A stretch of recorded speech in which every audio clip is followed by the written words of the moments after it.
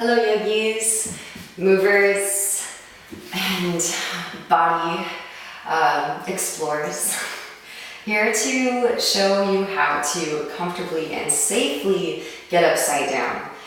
There's a few things that we need to imprint so that we can run energy through our stabilizer muscles and therefore not allow energy to dump into the joints, which can cause repetitive stress injury over time. So this is for the novice, the initiate, and moving into inversions, which is really any posture where your head is below your heart space, but in particular, bringing the hips directly over the shoulders, which will generate more heat in the shoulder girdle for deeper back bends and shoulder openers. So let's get started with a few wrist ups. These are kind of like push-ups for your hands, and you'll just lift the heels of the hands up off of the mat. I'm starting with a few of these to warm up the wrists. Wrists get really, really strong and also really, really flexible as you dive deeper into your inversion practice. And the harder the wrist ups are, the more you lean your weight forward over the wrists. If you need to make it easier, lean your weight back. Taking a few more just until you feel a nice gentle burn in the wrists. And then when you feel complete, fingertips will point towards your knees. We'll stretch it out, balancing the masculine and the feminine right away. Slowly peel the heels of the hands up off of the mat, and fingertips lift very lax. You can shake it out a little bit. Now tuck your toes. Take a seat on top of your heels. Manually tuck your pinky toes. It sounds kind of counterintuitive to focus on your feet when we're going into inversions, but of course, we want to be able to feel with our feet in space. And in most inversions, we can't actually see our feet. So this will enhance your proprioception, bodily awareness. This is called suffering pose. So if it gets to be a bit too much, feel free to untuck the toes. But sit for as long as you can. Extend the arms forward, palms facing out. This will be a little distraction. Cross your arms. Interlace your fingers, knuckles will come toward your chest, bending in the elbows, and then reach the arms forward and straighten through both arms. It's okay if the arms don't straighten at first. You should feel this in the wrists and the forearms. Send breath, lots of spaces opening up to receive prana, life force energy right now. Knuckles back towards the chest. Release, opposite arm on top, interlace, knuckles come towards the chest, and reach the arms through. So we're opening up the outermost extremities, hands and feet. We want to feel like a channel conducting energy when we invert. So there's consistent energy streamlining through.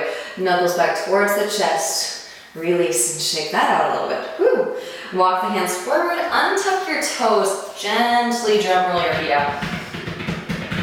Windshield wiper the heels. Now toes untucked, take a seat on top of your heels and lean your weight back. Lifting up the knees. This is stretching up the bridges of the feet. And if you would like to, there is some core work involved here. Hands can come to the mat about mid-thigh. Pressing down through your palms, lean your shoulders beyond your wrists, lift up on top of your toe knuckles for a toe knuckle stretch.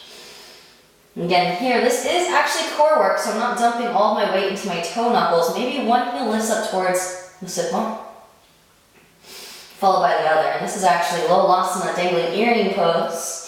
Really challenging arm balance. Eventually, you can actually lift both feet up off of the ground. Hover. Gently set it back down. Woo! Walk hands forward.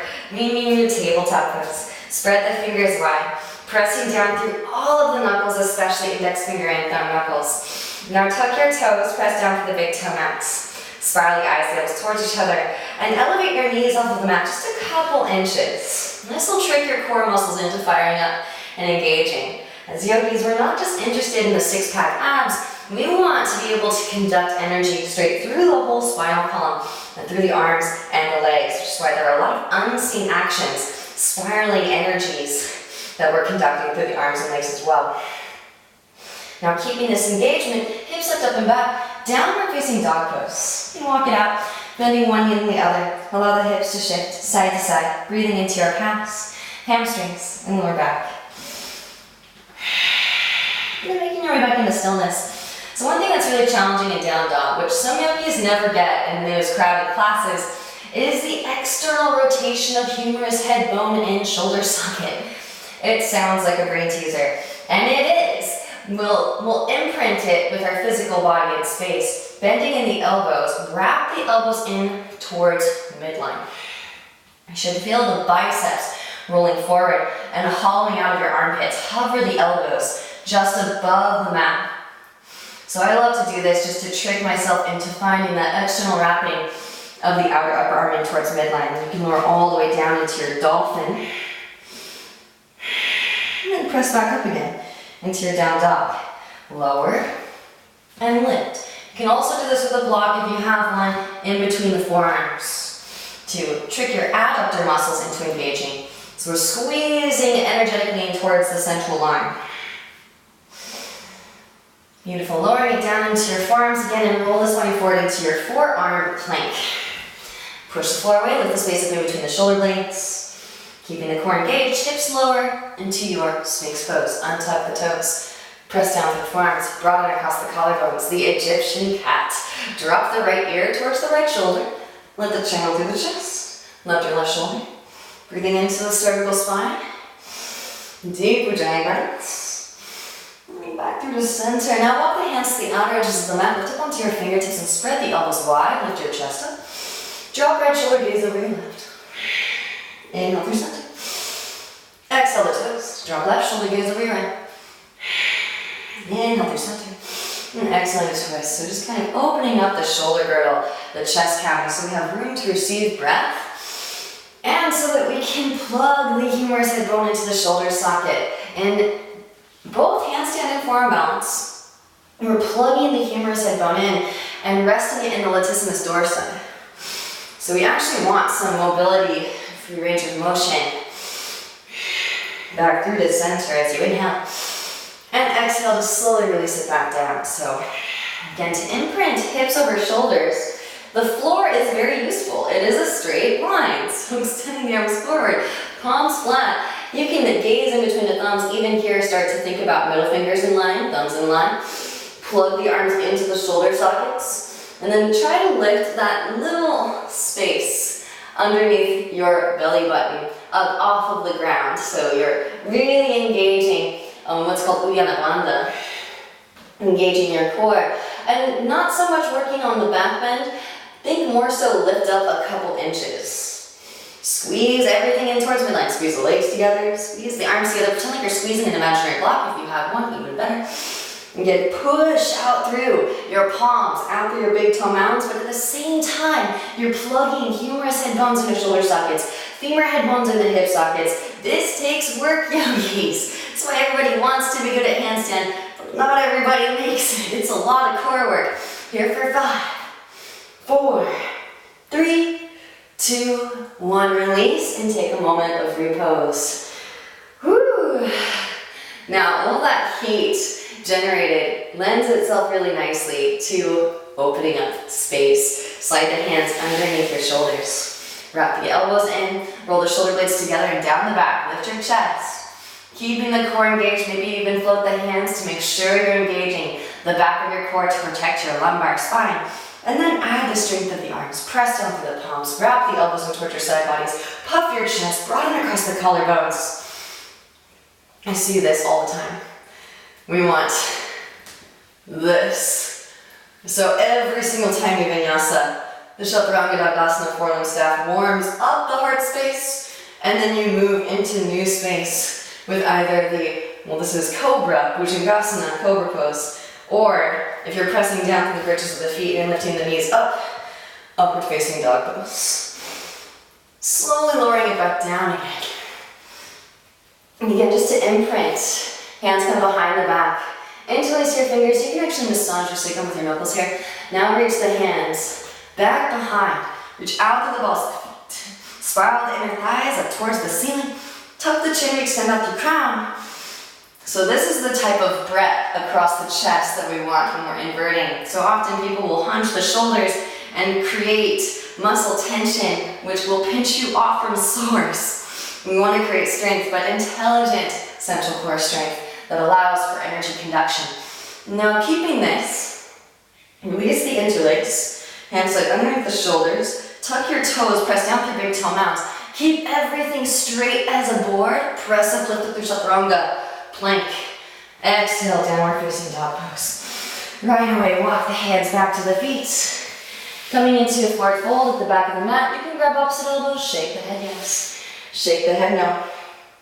So this came into my practice a little bit later. I wish I had found out about it sooner because it is so powerful. It's called the press walk, and it will trick your deep core muscles into engaging. So inhales, peel the chest forward, find some length, arch your spine. Now plant out your palms. I'm going to gradually work you up. So you can just step 1 foot at a time in between the hands initially to start. Inhales, peel chest forward, find length, arch spine. Lean weight into your new foundation. Shoulders move beyond wrists. Maybe hover the feet and float them in between the hands, both at the same time. Inhales, peel chest forward, find length, arch spine. Now if you have the flexibility, this is hamstring flexibility, you can toe tap one wrist, step between, toe tap the other wrist, and step between. All right, and so now for the hardest. Inhales to peel the chest forward, find some length, arch your spine. Both toes, tap the forearms at the same time, baby. And then step between the palms. Inhales to peel the chest forward. Find length, arch spine. Exhale to forward fold. Grounding down through both feet. Inhale, rise. Both arms sweep up. Flatten the palms. Again, another opportunity to imprint for handstand. And gaze in between the thumbs. Spiral the eyes, the elbows towards each other. Plug the arms in.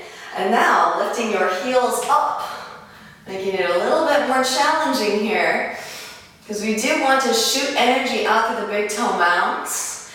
Now, bending in the knees, squeeze the knees together. So it's like we're going from a handstand into a tuck handstand.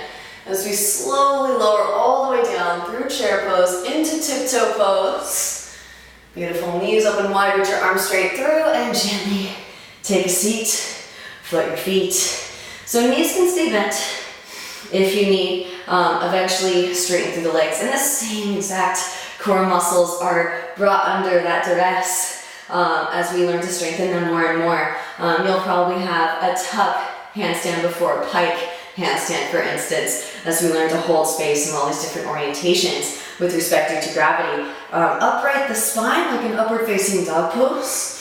Inhales to lower. Exhales to lift. Now again, if you can, try to straighten through the legs. Inhales to lower. Exhales to lift. Inhales to lower. Exhales to lift. Lower and hold. Here we are again. Right next to the floor, so lower it the rest of the way down, extend the arms up and overhead, just hover the feet off of the ground a couple inches, flatten the palms, you can gaze between the thumbs or start to think about the chin lock, but again, squeeze everything in towards midline here for 5, 4, 3, 2, and 1, lift it back up again, back into your boat, and bend the knees, soles the feet come together, knees come wide, hands come underneath your feet. Press the elbows into your inner thighs. Inhales you find length, and exhale the forward fold.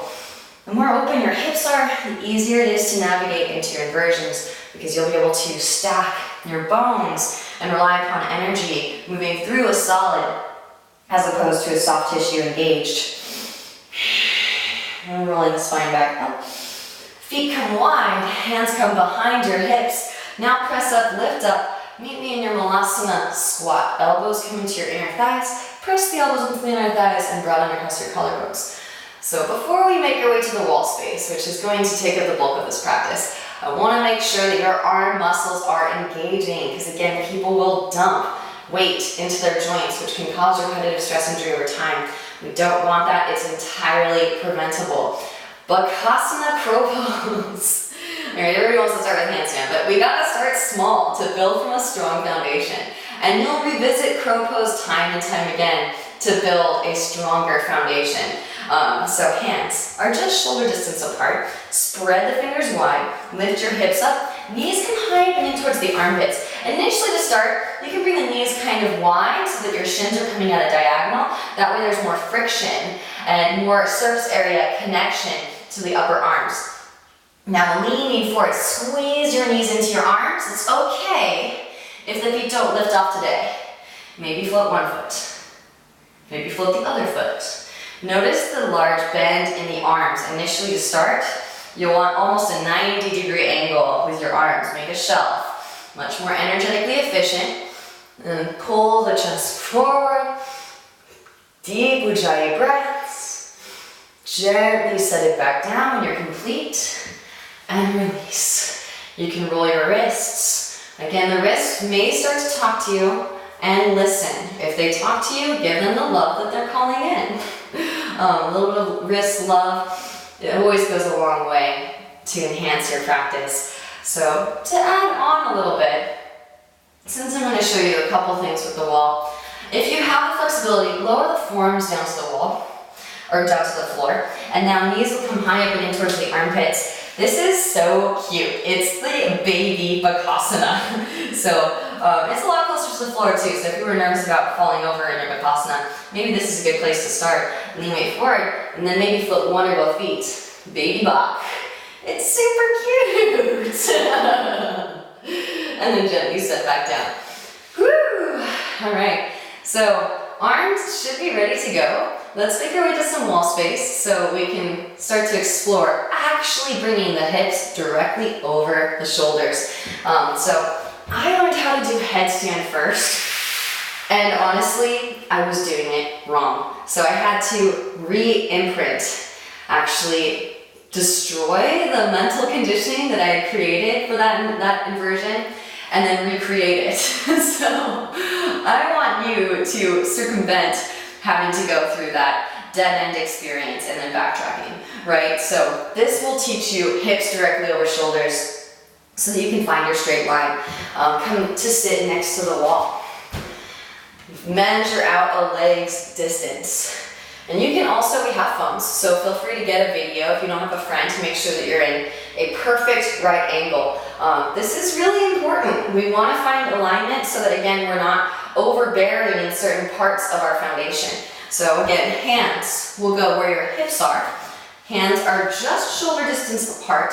Spread the fingers wide. This is called Surya Asta Bandha, sun hands. So you want to spread the fingers wide like the rays of the sun. Again, hands are just shoulder distance apart. Most of the time people go too wide. Again, another unnecessary imprinting that you may have to reroute if you do it wrong. So hands just shoulder distance apart. That's bone structure. So we want the middle of the wrist to line up right in the middle of your shoulder joint. We're making a rectangle, not trapezoid. Now, spiral the eyes and elbows towards each other. Plug the arms into your shoulder sockets. Push the floor away ever so slightly while also plugging in. Now walk the feet up the wall. It's okay if you're at an obtuse angle before you're a right angle. That could be one of two things. Either the muscle tension in your shoulder girdle prohibits you from making a straight line, or you don't have enough core strength to send energy through the feet yet. Be patient. Some of these core muscles will not come in unless you actually put yourself in this orientation with respect to gravity. And over time, you'll be able to walk the feet down, coming directly into an L shape.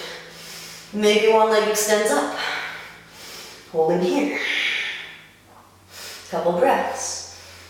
And maybe if you'd like to, this is extra, you can lower the knee in towards your chest. Re-extend. Do some core work. Lower and lift. And of course, switch sides, get both legs so you're balancing out your work. And then of course, maybe some core. This time instead of bent knee, maybe keep the legs straight and toe tap the wrist. This is extra. Lower and lift. Nice. And then walking it back down again, you can pause in a forward fold so you don't get a head rush. Opposite elbows. Release. So same exact thing. I'm trying to help people circumvent all of the mishaps, pitfalls that I experienced. I learned how to do forearm balance, and I was at a slant. It's really miraculous. I figured out how to do it. But again, I had to reroute those thought forms.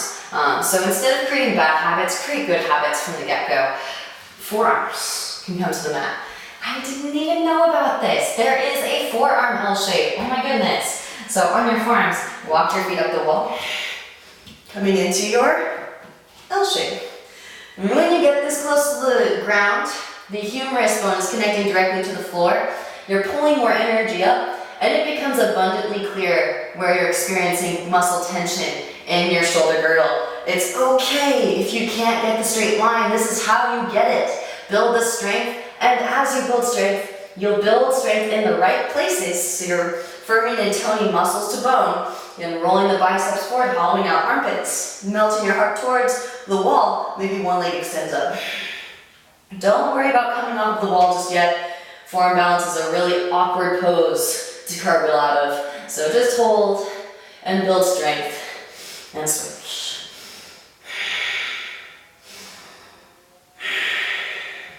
And of course, you can hold for as long as you like.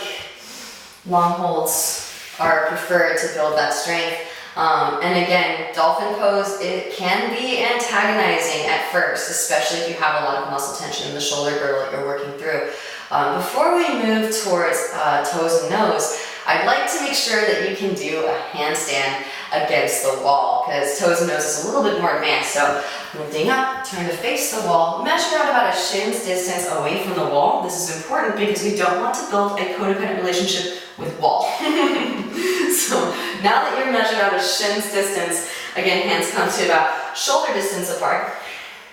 The trick to hopping up against the wall is kick towards yourself. It sounds counterintuitive, you won't kick yourself in the face. More often than not, I see people kicking away like that, and they're expending all their energy outwards. When you kick towards yourself, it harnesses the energy through your foundation, and you're able to move the hips directly over the shoulders, which is where we want them to be. The biggest, again, setback is the resistance to allowing the hips to come over the shoulders. So that's where L shape comes in. If you can't hop up today in the handstand, that's okay. Go back to L shape and start to imprint hips over shoulders.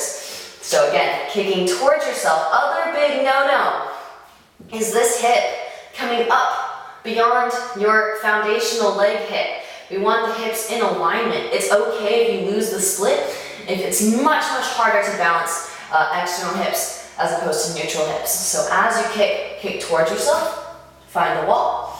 Again, shins distance away, measure it out. Every other part of your body is in handstand. Push the floor away, plug the arms in, spiral the eyes, the elbows towards each other, draw the floating ribs together and in. Magnetize sternum and pubic bone towards one another. Carrying the energy all the way up, reach out for the ball, foot flex, point your foot. Maybe float the other foot up. Squeeze the legs together at the top.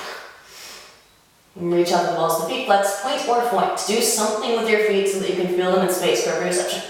And hold. Notice, no wall needed, no codependent relationships with wall. All right. So again, all of these you can hold for as long as you can, and the more you practice these, the longer holds you'll get. Now that I know you can hold a decent handstand, toes and nose can be a little bit nerve-wracking at first if you're not comfortable with walking on your hands. Again, you don't have to be able to walk a football field. Just a few paces in and a few paces out. But if that makes you nervous, just don't do it for now. It's really tricky. As you continue on this work, you'll build self-confidence because it's associated with solar plexus, right? And all of a sudden, you'll feel this inclination to move into poses that once before were more challenging and daunting. So if this isn't for you, watch asana and store it up as food for thought for future practice. All right, so from your L shape, you'll walk the hands all the way into the wall, coming into toes and nose. So if we did the wall or the floor, use the floor as a means for finding the straight line. Now using the wall to find our straight line. So heels of the hands are about a foot length distance. You know about the measurement of your foot away from the wall. Now just toes and nose come to wall. Then push the floor away. Plug the arms into the shoulder sockets. Again, this is all solar plexus. Solar plexus, astral body is the sun. And the sun explodes and it implodes. So we're exploding and imploding simultaneously. We're pushing out, but we're also receiving the energy back. Deep breaths. You can hold as long as you can. And then when you're complete here, you can either cartwheel out or just walk it back out again. So important. Eventually we do want to press into handstand. So always think press, you're always pressing. And as you can conduct more energy, eventually there won't be any hop and you'll just be pressing. And of course, the shoulders move a little bit forward of the wrists initially when you're taking yourself up into an inversion, but eventually you want that straight line. So more often than not, I see a lot of people handstanding with this indentation between the arm and the rest of the spine. We want to take that out and go into a straight line, because otherwise you're blocking energy. We don't want to block energy. We want to receive energy and send it up through crown, so that we can send energy to the collective consciousness. All right, so now that we've got some heat, come up to the wall for a little shoulder opening sequence. Right arm can come to the wall, directly to the wall. Right hand is in line with the shoulder. So if you're using your right arm on the wall first, rotate your feet counterclockwise and gaze over your left shoulder. This should open up the pectoralis. Send in breath. Really important, again, to balance the polarities. If you just create strength, you will pinch yourself off from source. We don't want that. Right, the yin-yang symbol. Balancing out masculine and feminine energy properties. Switch. So left arm comes to the wall, all the way to the wall. And now rotate clockwise with your feet. Gaze over your right shoulder. Breathe into the front of the left pectoralis. Deep Ujjayi breaths. All right, and now that we've opened up the shoulders a little bit, turn to face the wall. Give yourself about 2 feet distance away from the wall. I'll save inverted back bends for another video. But for now, upright back bending. Puppy dog against the wall is actually a very, very deep back bend. It can be. Walk the hands up the wall and then melt your heart towards the wall. Now we're not going for this. That's still a good stretch, but we want to bring the whole chest and chin to the wall so that we're pulling energy up through this part of our body and direct into the thoracic spine. So here. And then stick your butt out so that you're alleviating any pressure in your lumbar spine and taking it all into your thoracic, into the heart space. And slowly lift up and release. A couple more favorites. You can sweep the arms out and up, inhale. Exhale, right arm comes underneath left, press elbows together, press hands together. It's okay if the hands don't touch, but again, just start to work into these spaces. Eagle arms. Hold as long as it feels comfortable. And switch. Inhale, sweep the hands out and up. Left arm comes underneath right. Press the elbows together, press the hands together. And you'll feel a nice, beautiful stretch, especially in the rhomboids muscles that connect scapula to spine. Gently release. Now right arm extends up and the elbow reach in between the shoulder blades. Left hand can come to your right elbow and gently coax it down the spine. You can actually press the back of your head into your arm. That should enhance the stretch. If it's a part of your practice, left arm can come back behind, reach up in between the shoulder blades. If the fingertips don't clasp, use a strap or a belt or a strong item of clothing. Not a flimsy shawl or scarf. And then when you're complete, switch. Again, feel free to do any of these exercises, stretches longer if it calls in. Help the arm down, reach up in between the shoulder blades, and clasp. Deep breaths. And this is very, very useful information for humans on planet Earth. We're experiencing major upgrades and energy conduction as we ascend as a species on planet Earth. More energy is going to flow through the spinal column.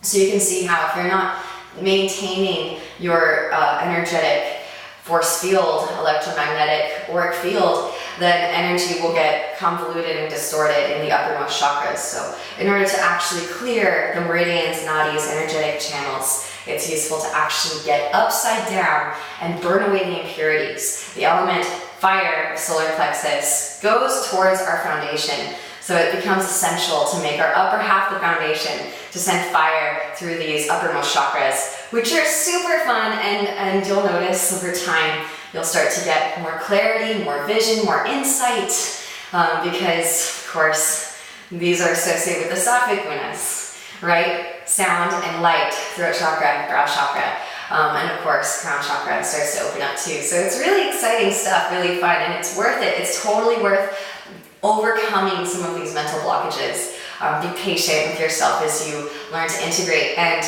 we'll add on a weekly video.